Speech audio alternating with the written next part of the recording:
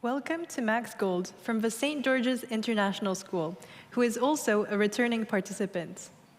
Max pushed his project from last year further by creating a whole collection of Python programs aimed to solve chemical and mathematical equations. Please welcome Max on stage as he presents his project. Thank you. So hi, my name is Max Gold, and this is the continuation of my project from last year on solving mathematical and chemical equations. Just to outline, the 4 new aspects of this program is a new chemical parser, 2 new mathematical programs, and a website to house all of these programs. First up, we have the chemistry bit. Last year, while I was going through my program on using matrix manipulation in reduced or echelon form to balance a chemical equation, I was looking at places to improve, because there's always somewhere to make it more efficient in a program. And the first bit I decided to change was the chemical parser. Now, a chemical parser is something that converts a chemical equation into matrix form, because obviously a computer can't just take an input and convert it into a matrix automatically. There needs to be a program to do so. Now, last year, there were a few problems that could have been improved with this parser to make it even more efficient. The first of which is that they couldn't handle multiple occurrences of the same element, such as an ethene. If you had CH3CH3, it wouldn't count the 2 C's or the 2 H's. Second of which is more than 999 of a single element.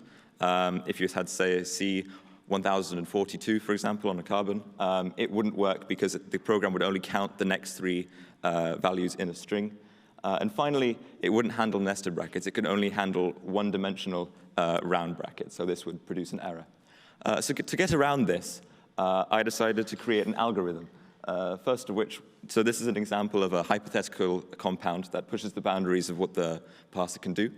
So first of which, it checks for first-dimensional brackets, as you can see here, the outer layer square brackets, and then puts them into a dictionary and replaces them in a list with a placeholder of a tuple with its position in the dictionary, followed by a comma, just to make sure that the tuple is indicated. And then it continues to split it by brackets further on, addressing those brackets to a new position in the dictionary. As you can see here, the brackets keep splitting into their new places until it's reached what's called a base state, where there is no more brackets in any of the places in the dictionary. And this is achieved by what's called a net bracket solution. So if you have a left bracket, both square or round, that's +1 on a counter. But if you have a right bracket that's square and round, that's valued as a -1. And so when there's a net bracket of 0, then it can push that into a new location in the dictionary. So now that we have this base state dictionary, we can then split each item of base state, so the SO3 and the SO4, at every capital letter, considering every single element has at least 1 capital letter, so you can split it down there. And then per element, you can split it at the first index of an integer, so that you can have an infinite number of integers per element. And once we do that, we can then work from right to left, filling in all of the placeholders of the positions, until finally we can get this value where all of the placeholders are filled, and then element amounts like sulfur and oxygen, which have occurrences of twice, can be simply combined to make one final list. Now this, again, solves all of the problems of the previous one. So this solves the problem of multiple occurrences, infinite number of nested arrays and dimensions, and number of a particular element as well, and can be used not only for matrix manipulation, but considering you have the number of a certain element, so you have the number of the amount of certain element, you can then multiply that by an element's molar mass, combine all of them together, and make a molar mass for the compound, which can be quite useful in especially mole calculations. Now the math contents. These are 2 principles in maths, one of which already has a formula. But to make it more efficient and to allow a wider range of inputs, I've created my own formulas to make use of these. First of which is algebraic division. This takes a dividend of a polynomial of degree n divided by a polynomial of degree 1. And as you can see here, it uses simple long division that you would use regularly for regular numbers, but just replace it with variables.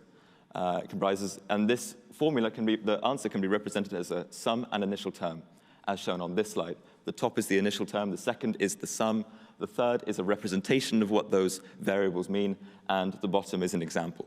So you can see here, A0 is the initial term, E is the degree of the dividend, M0 is the coefficient of the first term in the dividend, CS is the coefficient of the X term in the divisor, Mn is the nth coefficient in the dividend, as represented in the third bit there, V is the constant in the divisor, and A, n-1 is the previous term in the series. So it's basically, it uses the previous term in the series to make the new term.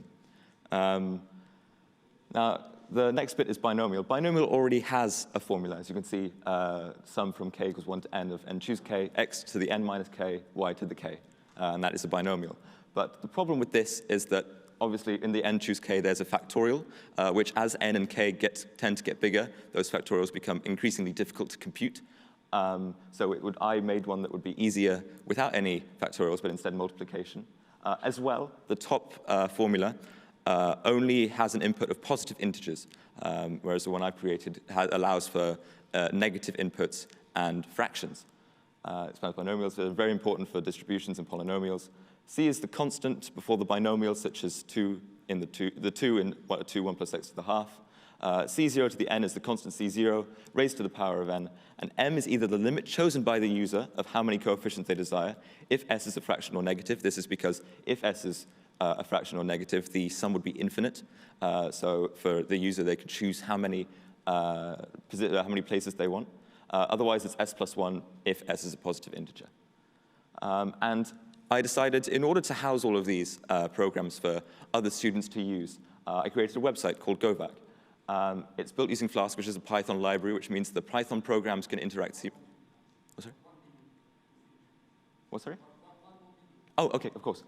It's last slide. Built using Flask, it's a Python library to allow seamless interaction between the programs. It's used on Google Cloud Run, so it has the reliability and safety of Google. It stores all of the programs, all of the ones from last year, including the maths ones this year. It allows users to store their equations. So if you input it either by the URL or on the website itself, it will store them if you log in, and then you can access them at any time. And the URL is www.govac.eu if anyone wants to try it out. Thank you very much for watching.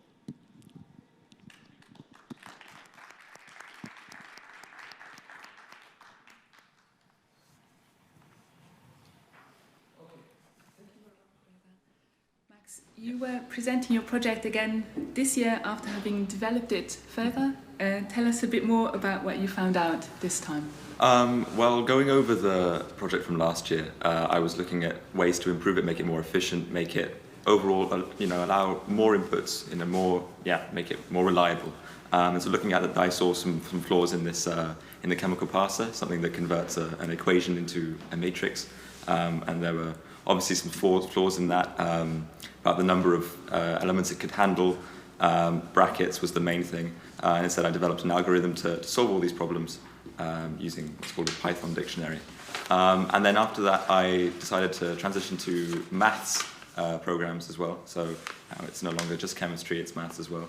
And it's basically those two are redesigning formulas to compute certain principles that we learn in IGCSE and AS maths to allow them to help students to check their answers and just understand how the principles work. And then all of these are now housed on a website that I've created, which is built using Python as well. So it allows for those programs to interact seamlessly, which is really neat. And then all of these programs are stored on there, so everyone is able to use them. It's on the internet. And then if you input an equation, it will store it for you if you log in, and you can go back and look at that equation anytime, which I thought would be really useful for students. So. Yeah. How many logged in registered users do you have? At the moment, I don't know. I haven't checked the data yet, but hopefully as I advertise it more through this competition as well as through other platforms, hopefully that number will start to grow. Yeah. I have a small question here. You actually participated last year, so it means on the same project, but you've been developing it. Like, would you say that the experience helped you, or did the new topic propose some new challenges that made it even harder this year for you with the mathematics? Yeah, definitely the maths was a new challenge. It was something different from last year, obviously, with the chemistry, and moving on to a new subject was an interesting challenge to take on. But also I found the chemistry bit to be the most difficult because it was I'd already made it, but I had to improve it, and because it was it was a very difficult algorithm to create, because I'd made the previous one as sort of it fits some of the ones that I put in, but not some of the equations that I put in, but not all. So trying to find a way to permit all equations to be put in was one that I found really difficult, but in the end, it worked out better, so that was good. Okay. Do you have any ideas for developing it even further after this? Definitely. There was after studying AS chemistry for a year now, I've learned some new subject areas, such as organic chemistry is one of the big ones, but also one of the most difficult. I guess. Yeah, definitely. So yeah, all my classmates and myself included find that the most challenging of the course this year. So if I were to create a program to handle organic compounds, and then do equations and reactions, because the main thing with organic chemistry is there's a lot of reactions to remember.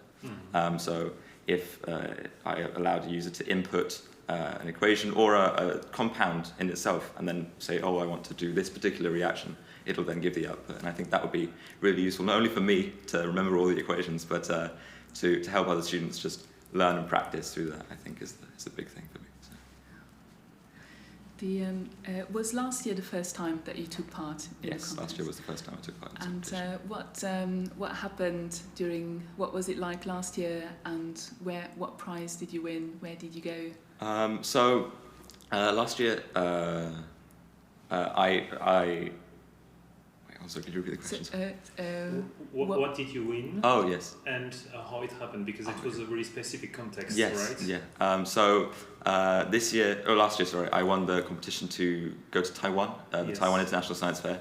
Unfortunately, that had to go online, but I still competed in it anyway, and it went well. I didn't win there, but it was a really enjoyable experience to meet people from all around the world.